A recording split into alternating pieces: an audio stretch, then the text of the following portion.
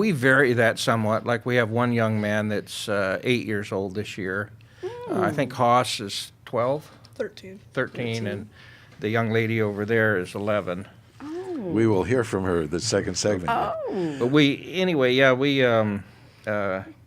it's just a hands-on. We put them through some very intensive.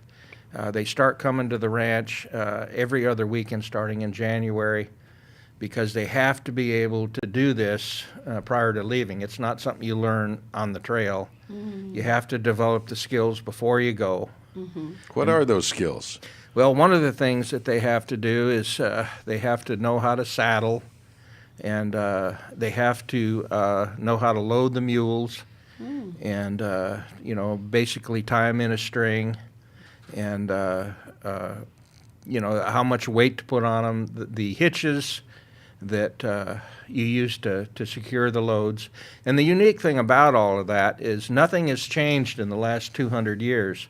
The same hitches that Jim Bredger and Zebedee Titus and all of those guys used are the same hitches these young folks are tying today. So it's kind of like a window into the past for them, and they just eat it up. I mean, I wish we could take 100. Is there a certain amount of time they have to go through this skill training, or? It's about 6 months, and then it culminates in going to Bishop Mule Days and competing for the world titles. Wow. In everything.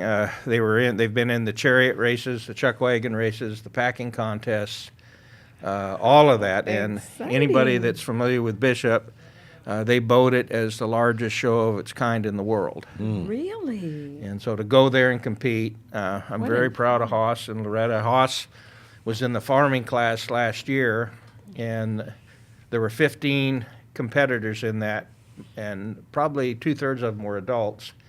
And he had a large team of mules pulling a Fresno scraper, they were used a lot here in Bakersfield. Yeah. He was able to finish 7th out of the 15th. So. Well, let's hear from Loretta. We want to hear their gals on the trail as well, so we want to hear from them. We'll be right back.